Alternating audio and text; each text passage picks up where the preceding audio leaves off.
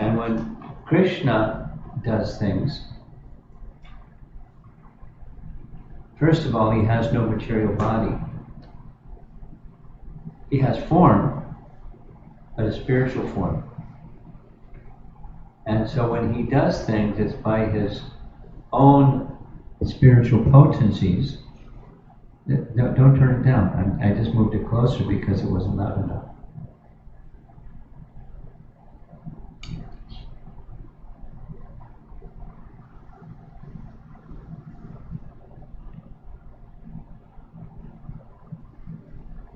Krishna has spiritual form, but there's no difference between Krishna's outside and Krishna's inside.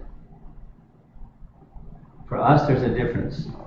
You have a t-shirt on. And then inside the t-shirt is your body.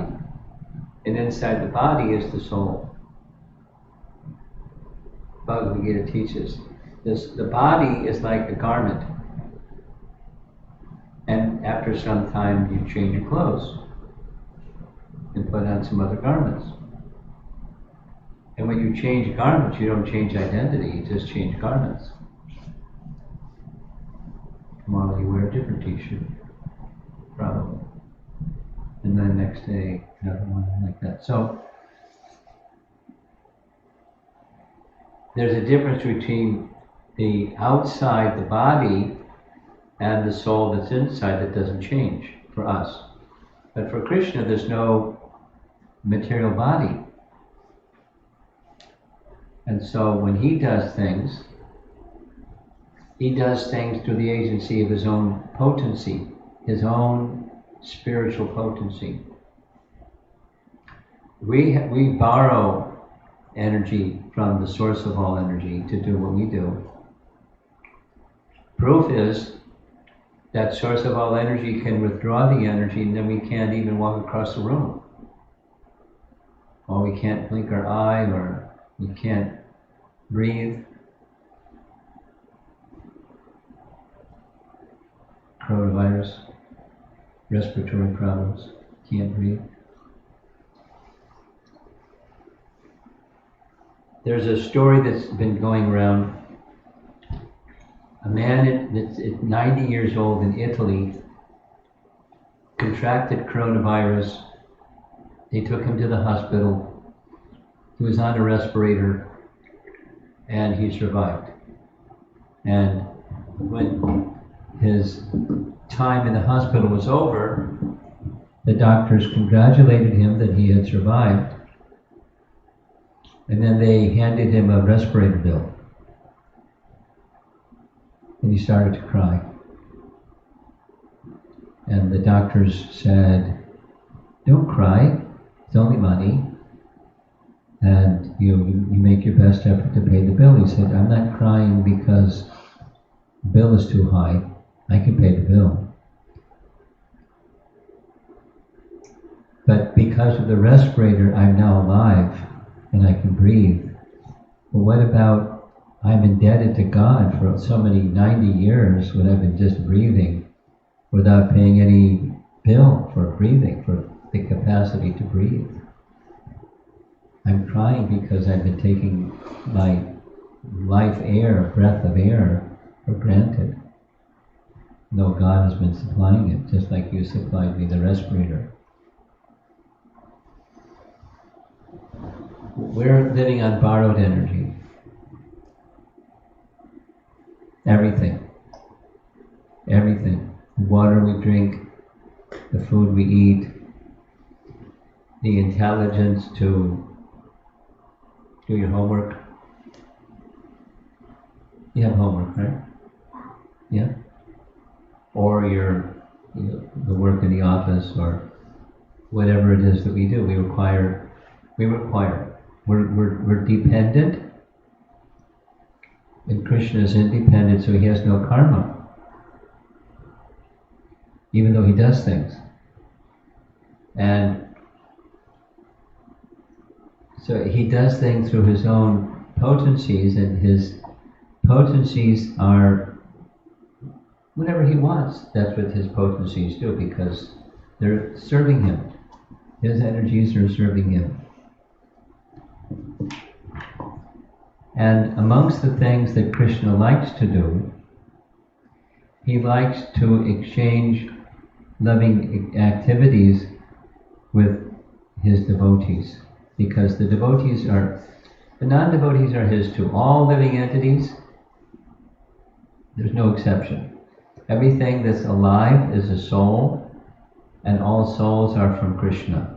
He has a big family. He's a father with a big family. They're all his children. The souls. Not the bodies, but the souls. And especially amongst all living entities, those who are devoted to him, he appreciates especially. And those who are his dearmost devotees, they've given everything to him. Everything.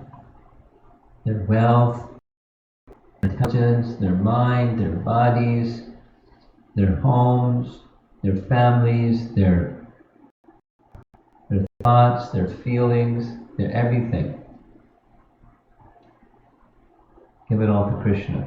They've given it all to Kṛṣṇa. There's no taking it back. It's just their life is for Kṛṣṇa. So that through love, they're controlled by Kṛṣṇa.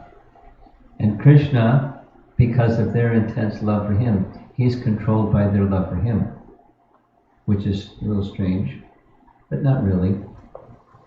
He is fully independent, and he places the fullness of his independence in the hands of his devotees, his dear devotees. It's love. That's what happens when there's love from both sides, not only one side. And the best of his devotees are the residents of Vrindavan. So we've been reading a section from Śrīmad Bhagavatam, Canto 10, Chapter 8, which is Krishna's childhood pastimes. Of course, he's the father of all living entities, so it's a pastime that he has childhood. And one of the things that he does in his childhood is he's sometimes mischievous, like naughty. Of course, you probably are never naughty. Maybe sometimes. But he gets really out of control. Celebrated in his childhood pastimes is a very bad thing. He steals. Anybody in any culture knows you don't steal. But when Krishna steals, it's celebrated. And his favorite thing to steal? Is butter. Butter. Right? Is that what you said? Mm-hmm. Yeah, butter. And you know what his name is? Krishna steals butter, his name is? Makhanchor. You've heard that name? Yes? Makhanchor? Chor indicates stealing. And makhan is the butter, or yogurt, or milk, dairy products. We heard the earlier section where he's just a little boy. I mean, around 3 years old. Think of somebody you know that's 3 years old, really small. He went beyond toddling or crawling to just starting to walk. And once he started to walk, look out, because he went all over the place with Balaram. And one of the places he went was the storerooms of the gopis. And sometimes he would just go right to their houses. And if there was somebody in the house, he'd go to the barn and let the calves loose, because before milking time, because when the calves are loose, they go right to the mother cow and they take all the milk and there's nothing left. So the household people will get alarmed and they leave their chores and go take care of the calves. Then Krishna would go in the house and steal butter and yogurt. And he would eat and eat and eat and eat, and he was full. He'd then feed the monkeys till they were full. They couldn't eat anymore. Then he'd break the pot and leave. But if there was nothing there to steal, he'd go in the back room and pinch the babies, and they would start to cry, and then he'd run. It was bad. He was really naughty. So when they catch him, sometimes they caught him stealing like that, he just smiled. And his smile was so sweet, their heart melted. They couldn't say anything. Sometimes the man of the house would come, and he would shout, "You thief!" And Kṛṣṇa would talk back. He'd say, "I'm not the thief, you are the thief," and keep eating. Makhan, the butter and the yogurt. And on and on and on. It's this long description of what he would do. So then the ladies that were Mother Jasoda's age, they would go to Mother Jasoda's home and complain. But it wasn't like the normal kind of things that neighbor people complain about. Your neighbor, you turn your radio up too loud, or whatever it is that they complain about when they visit their neighbor. They said all the bad things at Kṛṣṇa, and Kṛṣṇa was right there in the room. And he was trembling. Tears were coming from his eyes because he was thinking, Mother Jasoda might reprimand me. He's the personality of Godhead. Who can reprimand him, and why is he trembling with his eyes moving back and forth, hearing the ladies speak, looking fearful? And they saw him looking like that, and their hearts melted. Mother Jasoda smiled and said, "Why do you do these things?"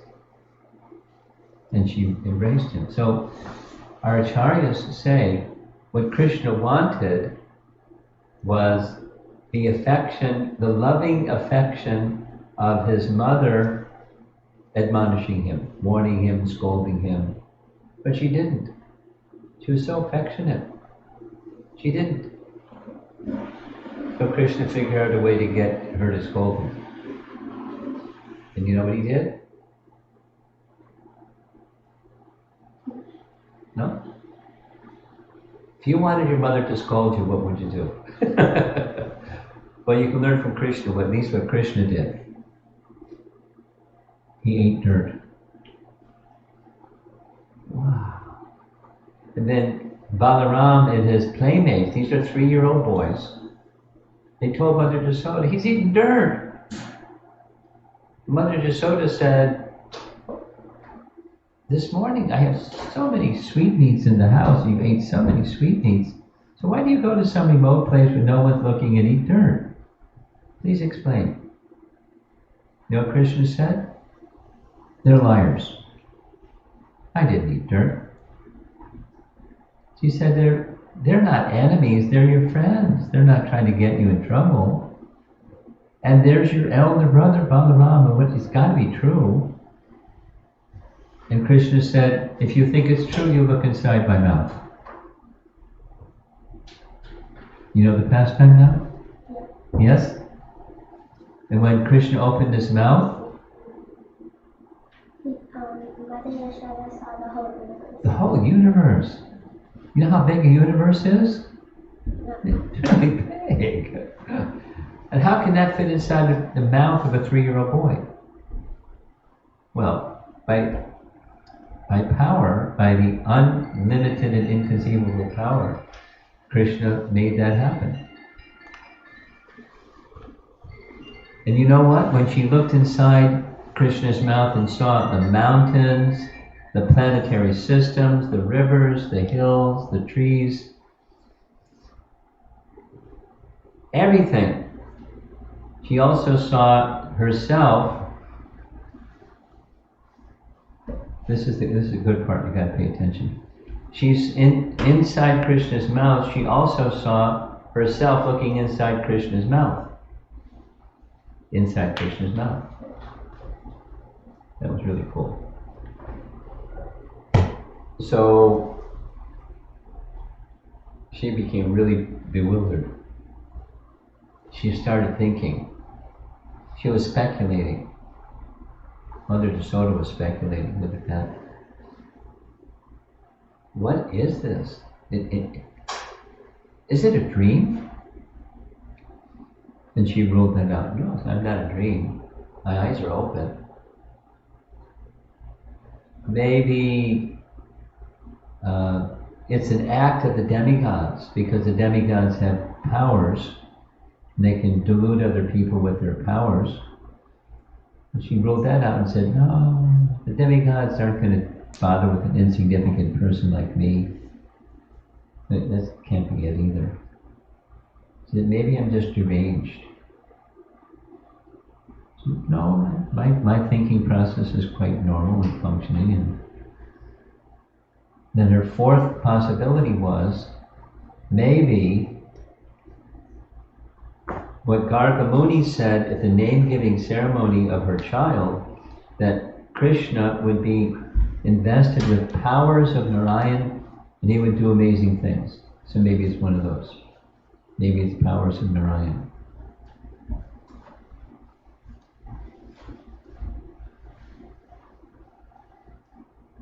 And then she offered prayers to Narayan. There's three segments of her prayers where she's citing the specific position of Narayan with relation to the universe. He's the cause of the universe, he's the maintainer of the universe. He's the omnipotent Supreme Lord. Please protect my son. Because she's mother. That's how mothers think. Please protect my son. And then there's another verse that we'll begin reading, because the next verse comes after this one. She starts to go into this mood of detachment. In material consciousness, we think in terms of the body as the self, and things in relation to the body as mind, our possessions. So she goes into this spike of spirituality where she says, actually, he's not my son, my husband's not my husband, and the people of the cowherd village, I'm not their queen, and I just want to take shelter of the lotus feet of the personality of Godhead. She goes into this really momentary, like some people do in the material world, they have this high spiritual experience and then they want to renounce their worldly possessions, and then it comes back down to, well, I'm attached to my worldly possessions. But she's not attached to her worldly possessions. She's attached to one thing, Kṛṣṇa. So that's where we're picking up right now, where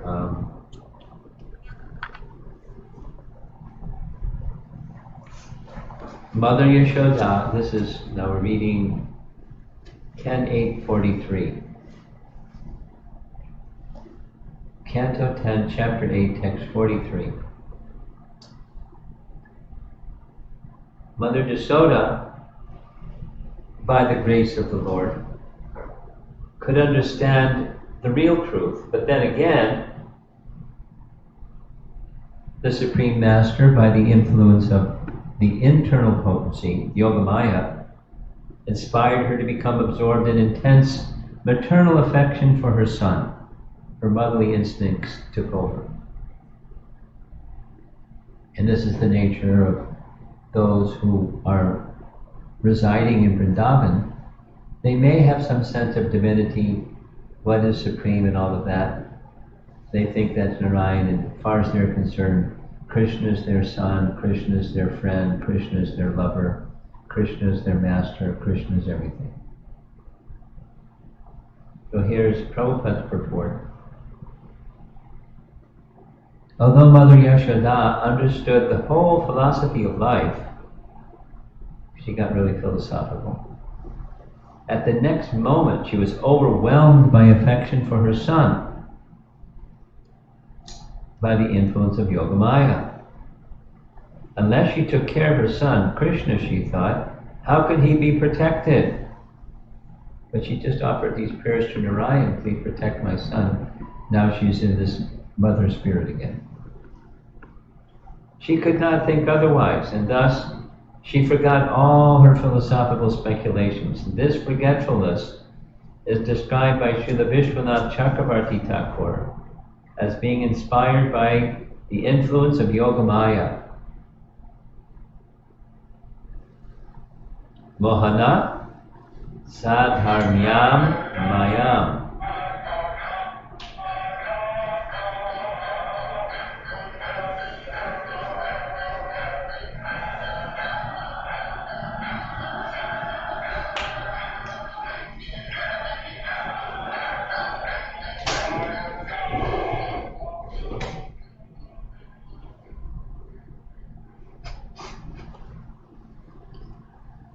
Materialistic persons are captivated by Mahamaya, whereas devotees, by the arrangement of the spiritual energy, are captivated by Yogamaya. Now, are you familiar with these terms? You too. Are you familiar with these terms, Mahamaya, Yogamaya? A little bit? Yeah? If I ask you to explain it, could you explain it, or do you want me to explain it? You can explain it. Okay.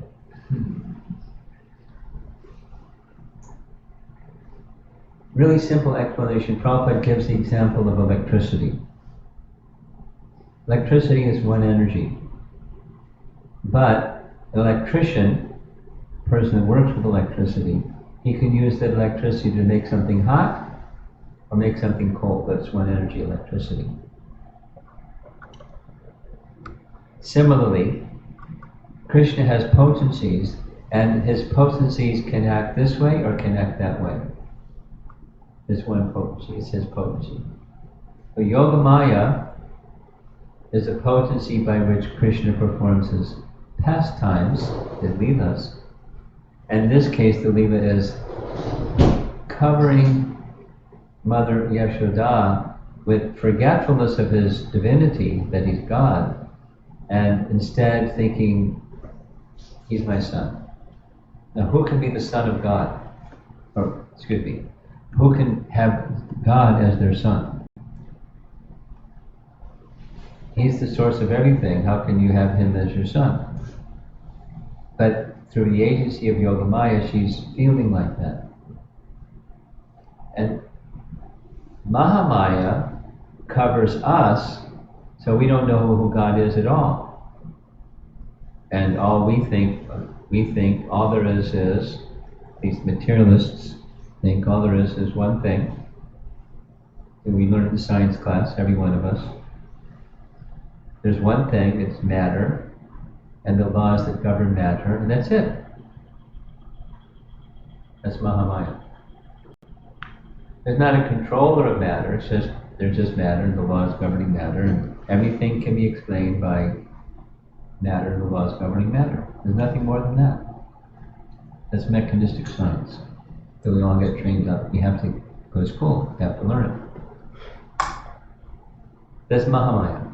It dilutes, it covers the living entity from understanding what's behind everything. Yogamaya covered Mother Yasoda from understanding what's behind everything, but it's out of love, and its effect is an effect of sweetness, of loving exchange. So that's,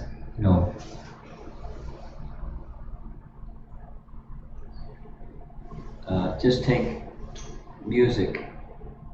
You learn to play mridanga. You play nicely. So there's music that's Mahamaya, and there's music that's Yogamaya.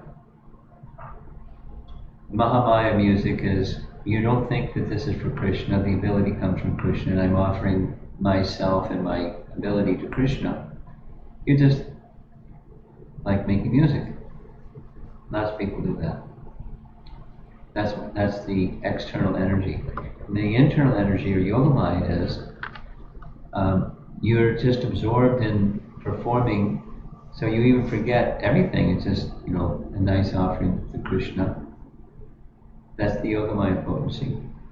So the internal potency. And so the last sentence here, materialistic persons are captivated by Mahamaya, whereas devotees, by the arrangement of the spiritual energy, are captured by Yogamaya. So Mother Yasoda is forgetting. She's forgetting what she saw, the universe. She's forgetting the speculations of what it might be. She's forgetting Kṛṣṇa, that Narayana is the source of everything. She's just absorbed in her son, Yogamaya. Because and we're going to hear it, that's what Kṛṣṇa wanted from her. So that's why Yogamaya did what Yogamaya did. That's what the commentary is going to read. So I've been reading commentaries by our acharyas in addition to Prabhupada's purport. Vishwanath Chakravarti Thakur writes, discerning the truth in this way, it's from the Sanskrit of the verse, itam viditya tatvayam. Desiring the truth, she desired to give up her sense of possessiveness. That is, she wanted to know, what am I seeing? And she wanted to give up the sense that Kṛṣṇa is my son. But then the Lord, as a small boy, thought, quote, who will cuddle me? Who will hold me? He thought in that way, and when he thought in that way, the very form of affection for her son, Putra Sneha Mayim, overcame Yashoda. Putra means son, Sneha means affection, and Mayim, we're going to hear what Mayim means. Mayi, in this phrase, gives the meaning of affection itself, prema, in the form of maternal affection. Maya here indicates bewilderment. Yasoda became blinded by prema. She just forgot everything. Yogamaya. Jiva Goswami's commentary reads, seeing her conviction, the Lord was pleased. But seeing her agitation, he became upset and then filled her with love. When she, that's Mother Yasoda, who protected her son by her motherly love, had understood the truth mentioned in the first 3 lines of the previous verse, that is, the glories of Narayan,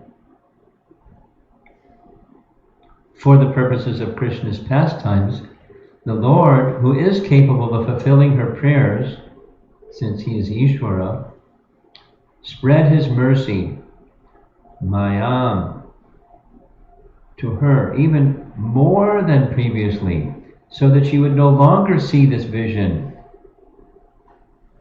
which was contrary to her love. So the vision, contrary to her love, is showing the universe. I mean, those of you that are mothers, imagine looking in your child's mouth and you see the universe. What would you do? Yikes. So the love of a mother is opposed to seeing the opulences that Kṛṣṇa showed to Mother Yasoda. So previous commentary says part of what he was doing was increasing her affection, or her prema, by a secondary rasa called astonishment. Like, that's probably the sound that might come out of your mouth if you saw inside your child's mouth the entire universe, and yourself looking inside your child's mouth, inside your child's mouth. Astonishment. So the science of rasa is that the secondary rasa, and the secondary rasa covers the primary rasa and it strengthens the primary rasa when it recedes. The astonishment recedes. So he withdrew those opulences, those potencies, so that she would know, oh, this mercy was filled with deep affection for her son, that her mercy towards her son grew even more than before. That affection was deeper than any other person's affection. This was not material affection, but rather the Swarup Shakti of Vishnu.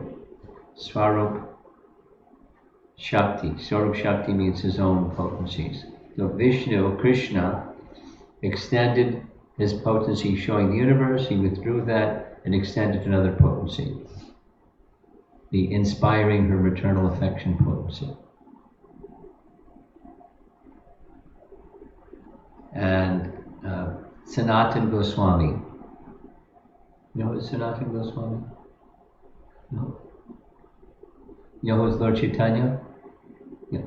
So Lord Chaitanya had many associates, and chief amongst those many associates were the 6 Goswamis of Vrindavan. Most of our altars in ISKCON, even probably in your home, there's most likely a picture of the 6 Goswamis in Vrindavan with Govardhan Hill in the background. They were living as mendicants in Vrindavan. So one of those, the chief of those 6 was Sanatana Goswami. So here's his commentary. Kṛṣṇa did as she desired. Shukadev, that's one who's narrating, calls her Gopi Kayam, the wife of a cowherd, out of prema.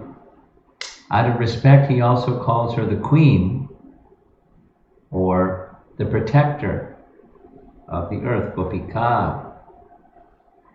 She was also the protector of the happiness of Kṛṣṇa's various pastimes. By her nature of being a cowherd, she was endowed with the power to spread great affection. What does her name mean? Does anybody here know her name? Yashoda. Yasha means thing. And da is she gives or expands. That's her meaning. That's her meaning of her name is what she does. That's what is being said here. The Brijvasis have become famous because Yashoda is giving her capacity, her potency, empowerment to all of them. They're celebrated Vaishnavas. In this way, Kṛṣṇa spread his maya, his mercy, which followed his desire in a special way. Since this maya was related to Vishnu, it could enter everywhere immediately. Like, boom. Or it could create a relationship with him. It was not inferior, but eternity, knowledge, and bliss in his potency form, Shakti. Not only did this Maya create a relationship, but produce special bhakti. It was filled with affection of thinking of Kṛṣṇa as her son, Putra Sneha Mayim. Quote, even if one knows the truth, such bhakti is hard to attain, but Kṛṣṇa is able to do anything. So he expanded that capacity to Mother Jasoda, so she felt what she felt. The bhakti of Mother Jasoda is not temporary, as is knowledge of the truth. We can know something 1 minute and forget it the next minute. It happens. But love on the platform of Mother Jasoda doesn't come and go. It's always there. Kṛṣṇa is all-pervading, Vibhu. And his Shakti, or potency, is also all-pervading. Thus the affection is continuous. And thus it's said, he spread this Maya. He covered Mother Jasoda in this Yoga Maya mood. And thus knowledge of the truth, produced by seeing the universal form, which obstructs bhakti, did not occur in her again. And one more little reference. This is a commentary from Canto 10, Chapter 3. This is after Krishna's birth. So it's discussing what the elders were discussing. Being husband and wife, but always sonless. You were always attracted to one another, for by the influence of Deva Maya, or due to transcendental love, you wanted to have me as your son.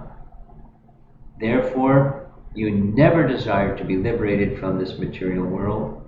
This is, Chapter 2 is the prayers of the demigods.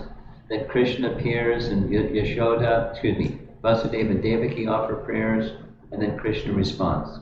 So this is Krishna's response, saying to them, you have no material desire, but you wanted me as your son, and so I became your son. You never wanted to become liberated from the material world. And this is Vishwanath Chakravarti Thakur's commentary on that verse. It makes reference to one we just read, chapter 8, text 43. Here's the commentary. It's just very short, 2 short paragraphs, and we're done. Maya refers to Devaki and Vasudev's affection for their son. In this verse today, text 43, it says, quote, by the influence of his internal potency, Yoga Maya, Krishna inspired Mother Yashoda to become absorbed in intense maternal affection for her son. And the same thing applies to Vasudeva and Devaki. Even before Krishna was their son, they had the affection of parents towards God, or towards the Supreme. So Krishna appeared because of their affection. And Krishna similarly reciprocated with Mother Yashoda because of her very specific vatsalya, parental affection.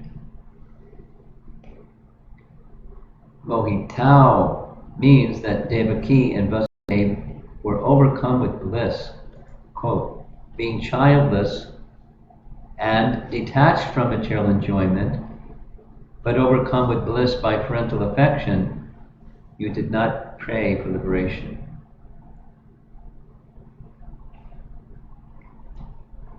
That's the end of our reading for this evening. And some remarks.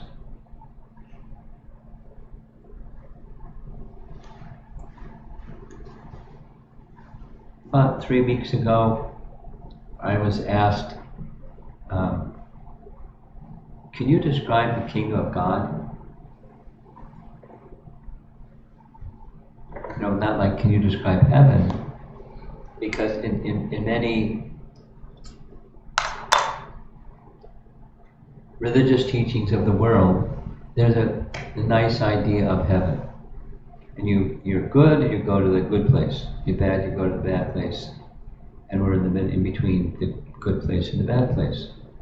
There's all religions of the world, even in Buddhism. I'm a little familiar with that from visiting in China. And although Buddha doesn't teach nirvana, he doesn't teach about heaven, it's part of the culture of Buddhism now. I'm just sharing about China stories. There are many brands of Buddhism. And the one that's most prevalent in mainland China today,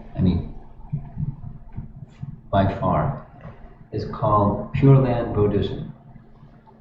And Pure Land Buddhism goes like this. there's one of the Buddha forms called Amitabha Buddha, and he realized most people aren't going to make it to the nirvana place. So out of compassion, because he's compassionate, he created another place called Pure Land. And he listened to the description, it sounds like heaven.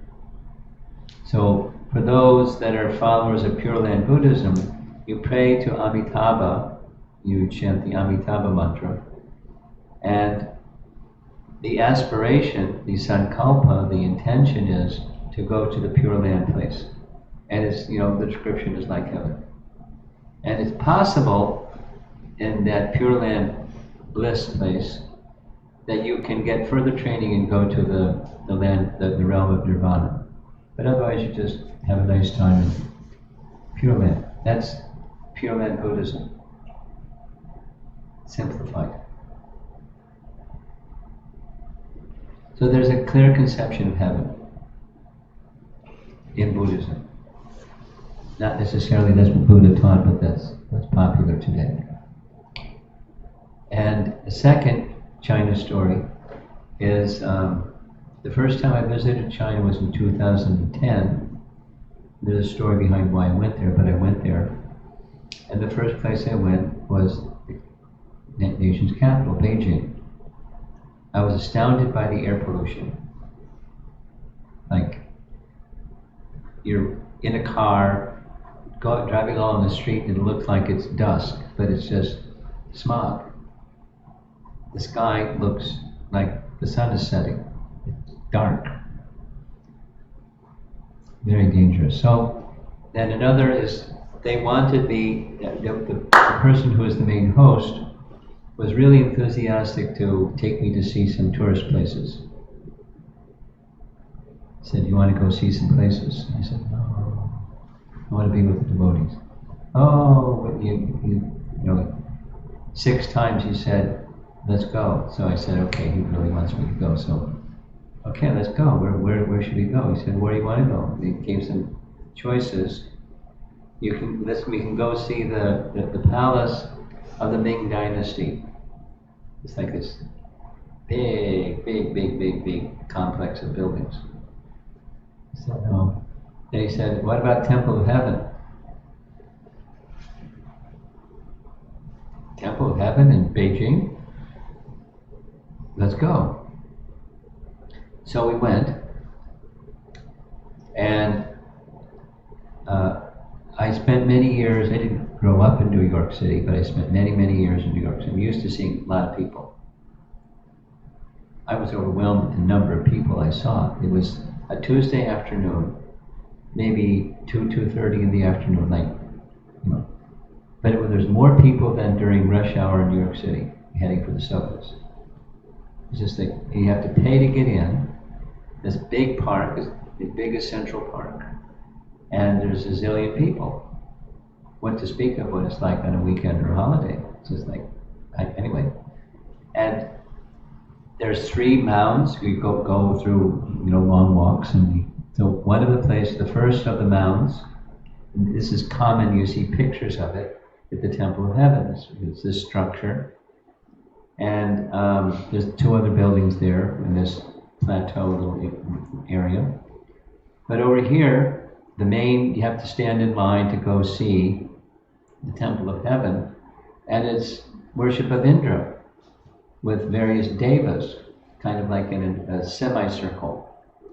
But he's up, and then there's the worship of the sun god, worship of the moon god, worship of the fire god, worship of this god and that god. It's demigod worship in Beijing. And it's the Temple of Heaven. I was very surprised. There's other things, but what I'm sharing here is the concept of heaven is common in all cultures. But there's very little distinction between heaven and the kingdom of God, although the 2 terms are used. They're used as if there's one thing, heaven and the kingdom of God. The Vedic literature makes it clear they're not the same. Heaven is created and destroyed. It's within the shell of the universe. It's part of the universal form, and it's after some time it's withdrawn. But the kingdom of God isn't created or withdrawn. And that was, startling understanding. So, what's it like? When I was your age, I asked Mom and Dad, what's it like? Like, what's the travel advertisement for heaven? When you get there, what do you do? What does it look like? No answer. Without details. The priest didn't know, Mom and Dad didn't know, nobody knew, so I stopped asking. At least as a small boy. But what to speak of the kingdom of God. So what's the kingdom of God like? And we've been reading verses over and over. Mother Yasoda saw the material world, the universe, within her son, but it was done by his potencies. She didn't understand that he's the potent behind the potencies. But in the morning we're reading that the residents of Vrindavan, after Varuna, heard the name Varuna? The god of the ocean or sea, Varuna? No, it doesn't ring a bell. Okay. There's a pastime. Here's quickly. The pastime was Nanda Maharaj, like the residents of Vrindavan do, they observed Ekadasi, and then the next day is the Dwadasi, and you're supposed to break Ekadasi, and you have to do it at a certain time.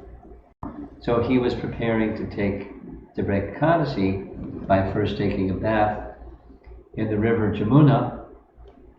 There were others that were with him, and one of the agents of Varuna, the god of the sea, thought he was taking his bath at the wrong time, so he apprehended him, arrested him, and took him to the abode of Varuna.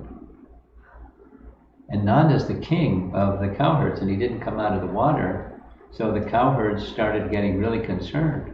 They made a lot of noise. Oh, Nanda Maharaj! And Kṛṣṇa heard the noise. So Kṛṣṇa came at once, and they told him what happened. So Kṛṣṇa went to the abode of Varuna, because Varuna recognized this is Nanda Maharaj. So he worshipped him. And when Kṛṣṇa came, he stopped everything. This opulent, heavenly realm. Nanda was awed by the opulence because he's used to village life. And here's this opulent, heavenly palace, place. And Varuna stopped everything and worshipped Kṛṣṇa. And Nanda saw the whole deal, like the opulence of Varuna and this powerful, opulent demigod worshipping his son. Whoa! So Varuna handed Nanda, please take care of him. Kṛṣṇa and Nanda returned.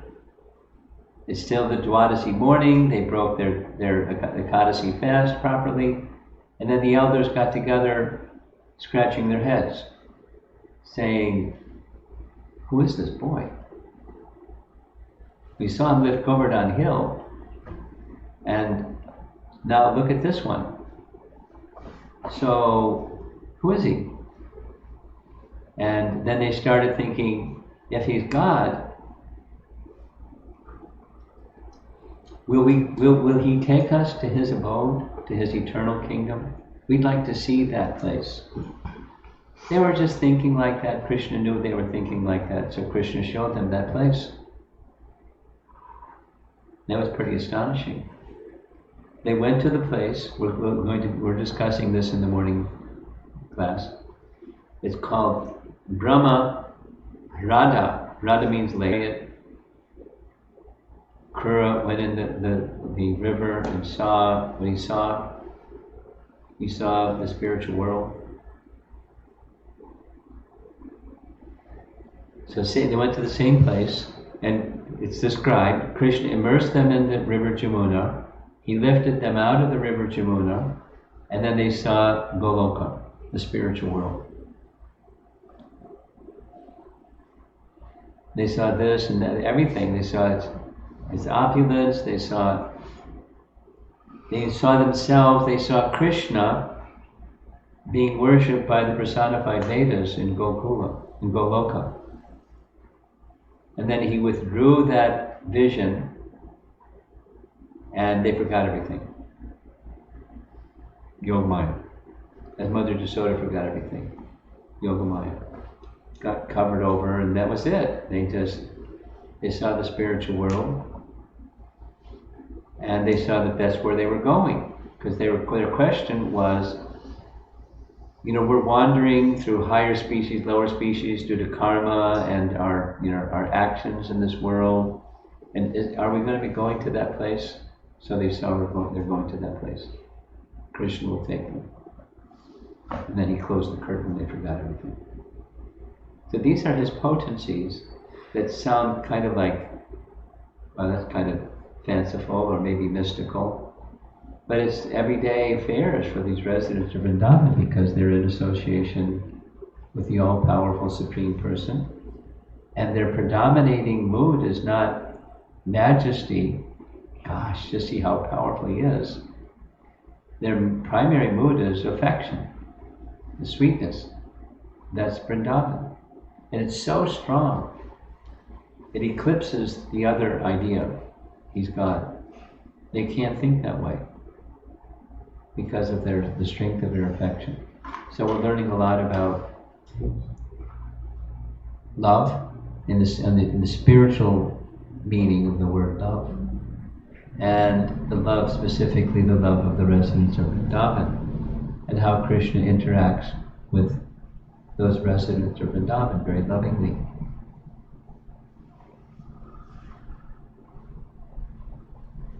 So that's our topic, to be continued tomorrow. Let's see if there's any discussion. Now, when I've been coming here to Phoenix, there's a lot of people that aren't attending the class because of the time zone difference.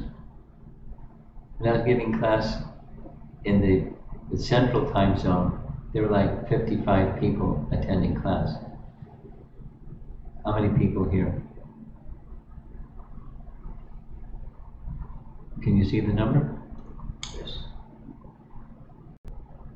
So I'm relying mostly on those of you that are attending physically because the online participation isn't with it. 30. Huh? 30. 13. No, 30. 30. Okay. So, any discussion here to give the online people the chance to send their questions in? Anyone have some thoughts or doubts or complaints? The Bhagavad Gita says, Nam Prakasha Sarvasya Yogamaya Samapta. I Yes. do not manifest everybody. I am covered with Yogamaya. Yeah. Is that the Mahamaya is covering the... I understand your question. Because it wasn't broadcast, I'll say the question back, but you get this little thing to work between now and then. Does it work now? It's not working. Okay, so the question for those of you that are online is, in Bhagavad Gita, Krishna says, Naha prakasha sarvasya yogamaya samavrata muto yam navijanati, etc.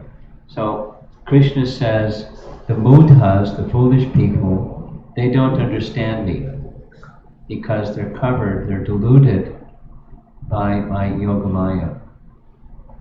So the question is that the same Yogamaya that covered Mother Yashoda, etc.?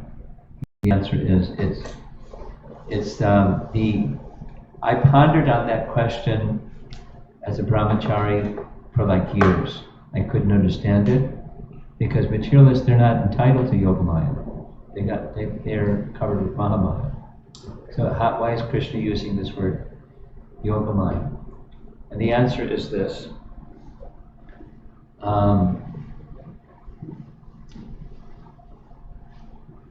Krishna Janmashtami comes once a year, and every year we speak about Krishna was the 8th child of Devaki. It was told on the day of marriage that the 8th child of Devaki would kill Kṛṣṇa. So the first 6 children, first 6 boys, were killed. Kṛṣṇa killed them. The 7th child was Balaram. Devaki had within her womb Balaram as her son. And so what Krishna did, because Krishna wasn't born yet, Krishna called his Yogamaya potency. She was immediately, yes, some service, tell me. And he gave her 3 services. 1, transfer Balaram from the womb of Devaki to the womb of Rohini. 2, you take birth in the womb of Yashoda, and then I'll take birth as the 8th child of Devaki. And 3, I'll arrange for my father Vasudeva to carry me and place me by the side of Yashoda, carry you back here to the prison house of Kṛṣṇa, and he'll think you're the 8th child. He'll try to kill you, but he won't be able to because you're my Yogamaya potency, so he can't kill you. And after he fails to kill you, here's service number 4, you'll go throughout the land and be known as Durga. And there's like so many names depending upon the location. And Durga is the name of the external potency. But he's speaking of the internal potency, to Yogamaya. Go back to this electricity example. Electricity can make things hot or make things cold, but it's one energy. So Yogamaya and Mahamaya, in one sense, is one energy. But it acts this way or acts that way, depending upon one thing, how one regards Krishna.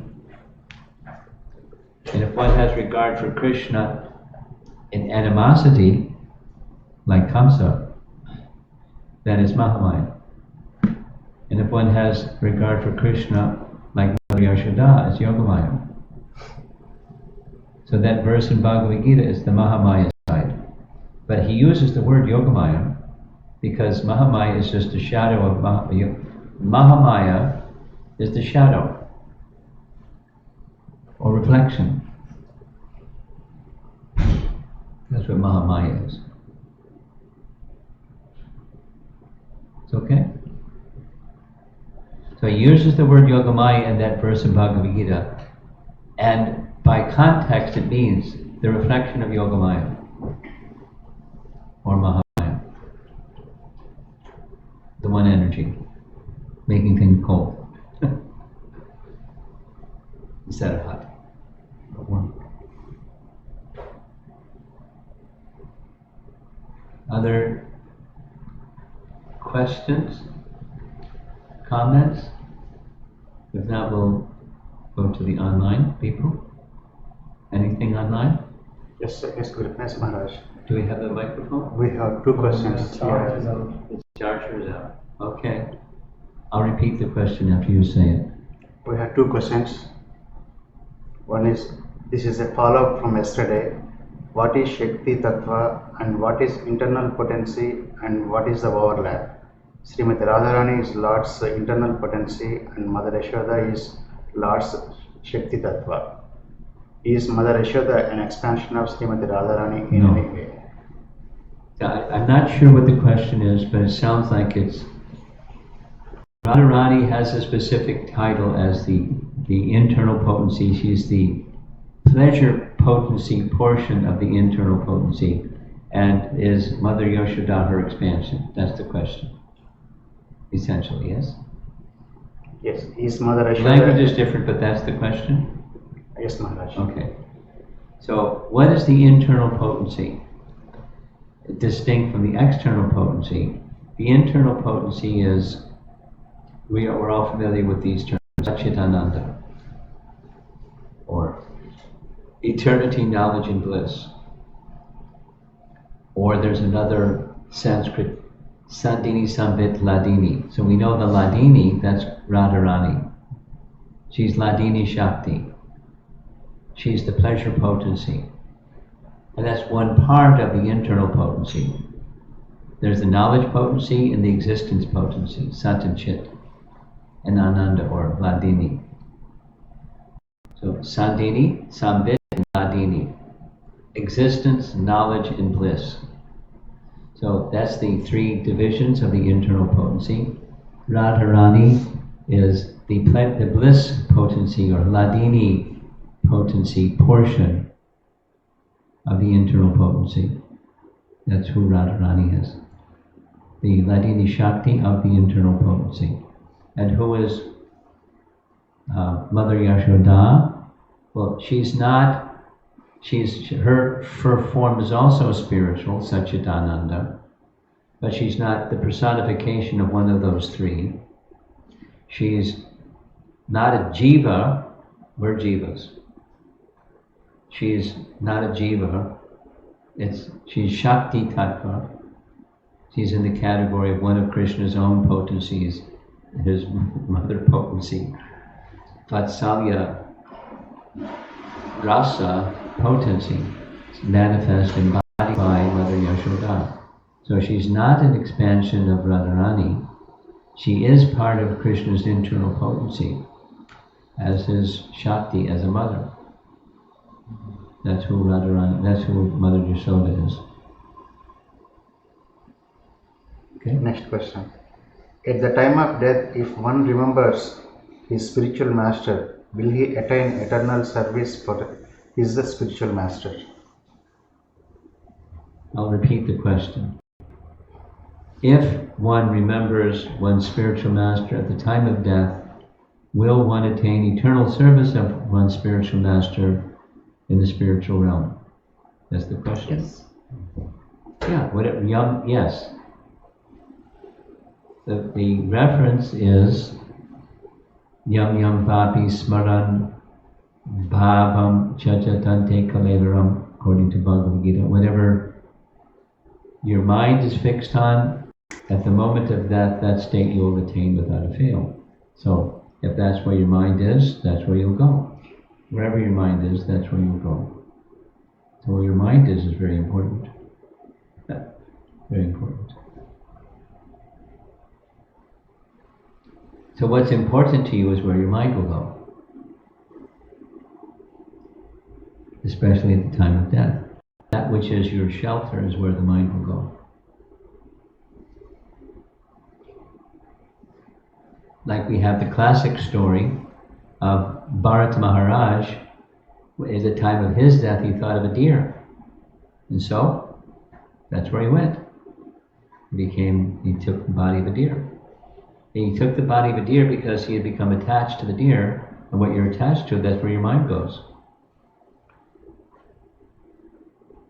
The good news with him was because prior to that stage he was very, very, very elevated devotee, and so by Krishna's arrangement, Super Soul's arrangement, he was given a memory of his previous life as a king and a great devotee.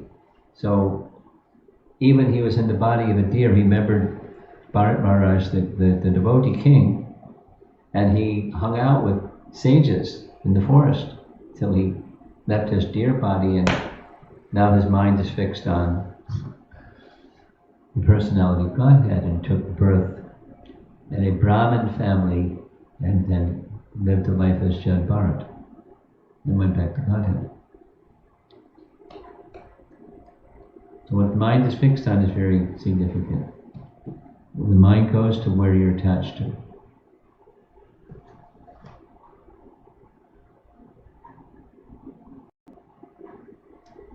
Anything in the room? Because we're questioned out online.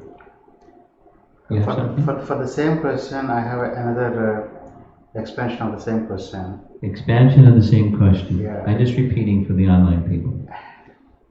So, we know that death occurs obviously for everyone, but at the time of death means sometimes the mind I mean, goes there even before the actual death takes place, Yes. right? So, how to recall spiritual master or Lord Krishna at that situation? When the mind is dull, Yes. or you're in this like a sleep stage, Like in coma. a coma is another story. In coma specific is the body is kaput. It's no longer functioning.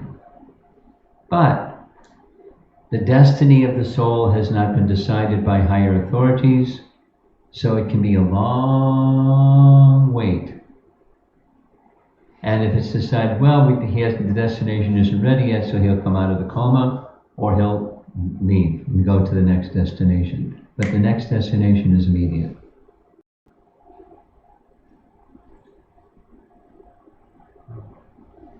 The example is given in the Bhagavatam. It's a nice example of an inchworm.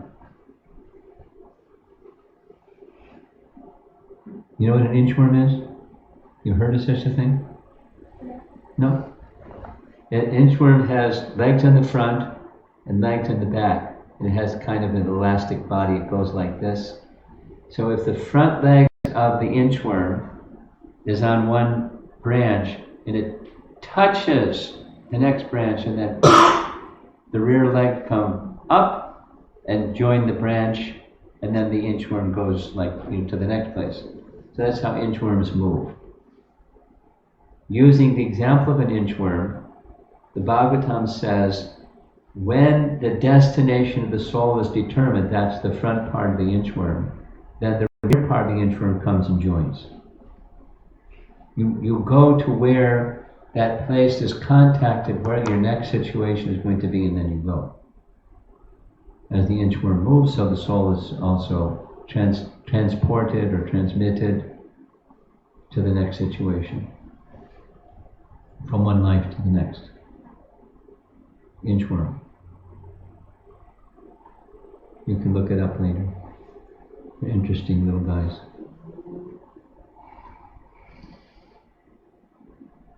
Okay, we're done. You have something?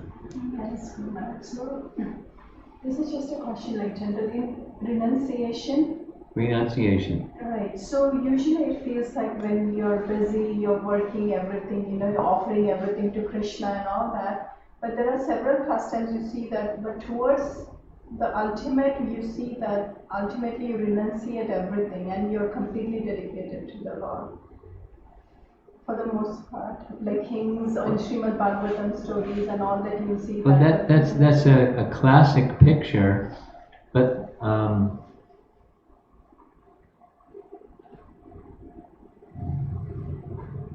our Rupa Goswami's teaching is a little different.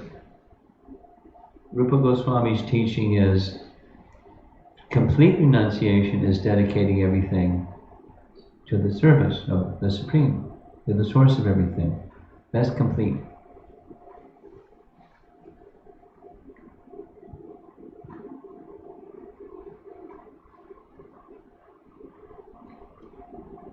Now, go back to tradition. The king, for example, or somebody lives their life in fulfillment of the worldly duties and thinking of Krishna, and then they let go of their worldly duties. Let's take Grandfather Bhishma. He's grandfather, and right up to the very end, he's doing his duties. But he had the capacity, when the time of death had arrived, and he chose it, he had the power to completely withdraw his senses from sense objects, focus his mind on the personality of God, because his mind was already focused. He had that mystic power, pratyahara, just to withdraw his senses and consolidate everything in samadhi on Krishna. Right up to the very end. That doesn't require this other model. It requires the dedication of all things to Krishna. And when it's called for, fixing the mind on the personality of Godhead.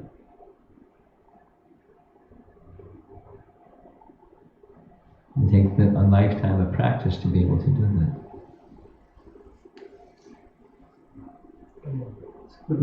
One question. So when the Kṛṣṇa name came into existence, and who has given the name? Is Mother Yashoda given the name Kṛṣṇa? No, the name Krishna was given by Garga. The name Govinda was given by Surabhi. But Krishna was given by Garga in a name-giving ceremony. You have something? I have two questions. Okay. One question I always have is I still struggle with is how do we spiritualize the work, right? How to spiritualize work? Work life, because we spend like one part of the life, 24 hours, right? Maybe more than that on the That's a work big aspect. part of the 24. Yeah. So even though we spend 8 to 10 hours on the work, but how do we spiritualize? Meaning the work we do also may not be, maybe a sinful activity, one aspect, right? Because if I work for a company, the company may do the different stuff, right? It may not be. I'm aware. So in a way, how do we spiritualize? And we need to work for living, but but where is the balance? How much we need to work for living, and what kind of work we can do for living, being a devotee, and then how do we spiritualize and then come back to a spiritual aspect? That's one question. You have a second question? Second question is No, let's just do the one. I just want to know if I can put two questions into one or what. this is going my on. first So, the question you're asking is a seminar, but in simple terms, yad karoshi yad asnasi yad shahosi dadasi yad. You make your life a sacrifice to Krishna, and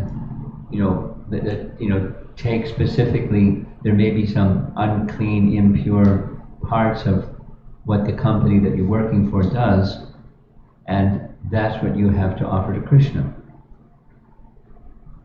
Now, those kinds of decisions should be made at a much younger age than yours. That is, engage in something that doesn't have that impurity involved in it. But when you're in that situation, you have responsibilities. You can't neglect your responsibilities. You have to go forward. But you can consider, how can I get free from some of those contaminants directly participating in them? In career counseling for our younger devotees, children, or developing their career, consider something that doesn't have as much contamination, and you can give your whole heart to in offering to Krishna. Not only the activity, but the result of the activity. And there's not too many, because there's always some compromise, almost always.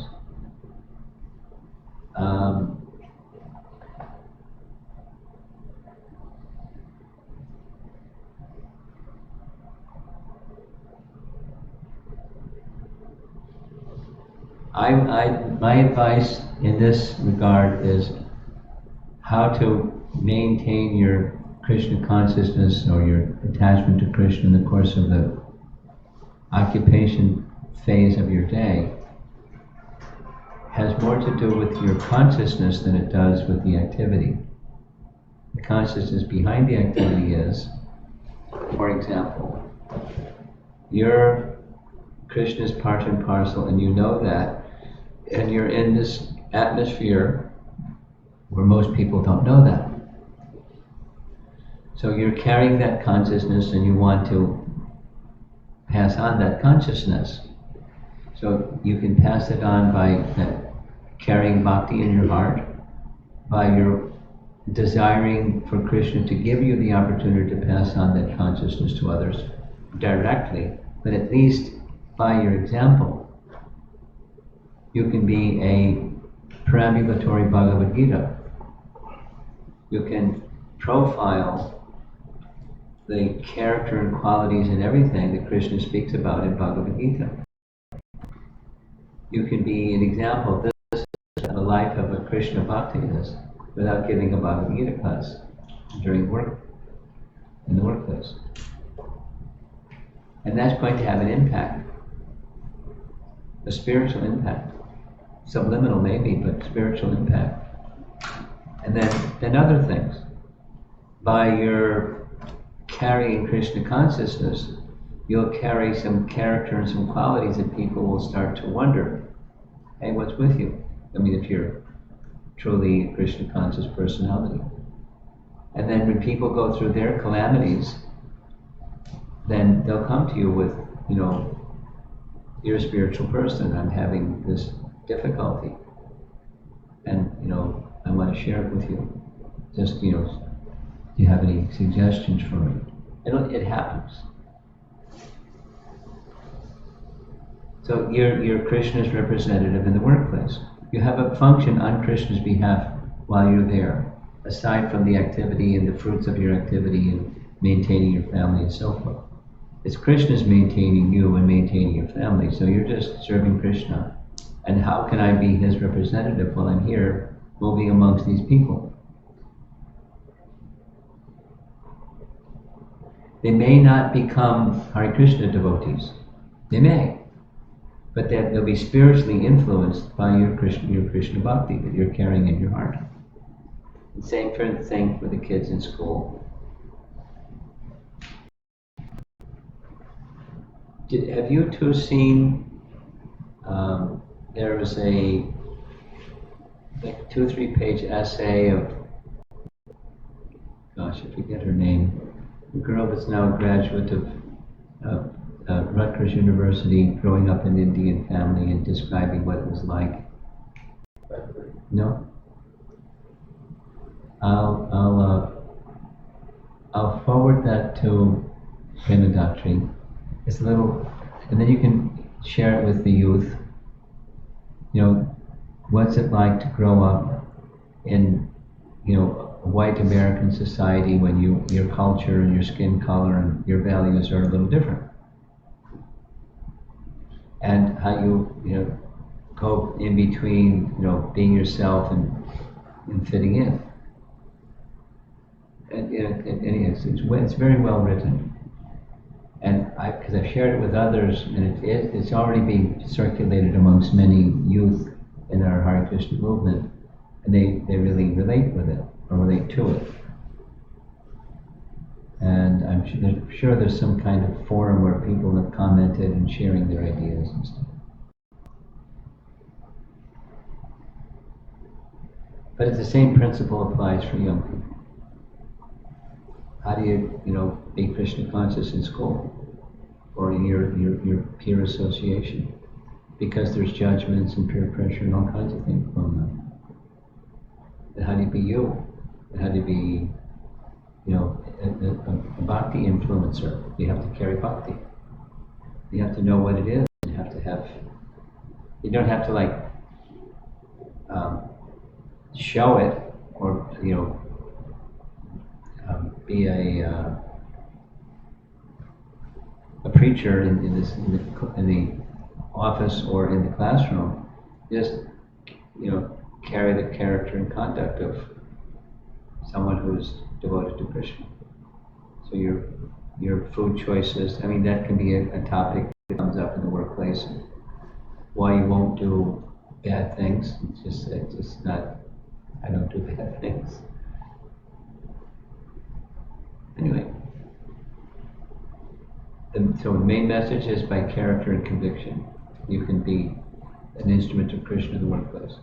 And that way remember him. It's not easy. It takes some confidence and some maturity. Okay. Srila Prabhupada ki jai.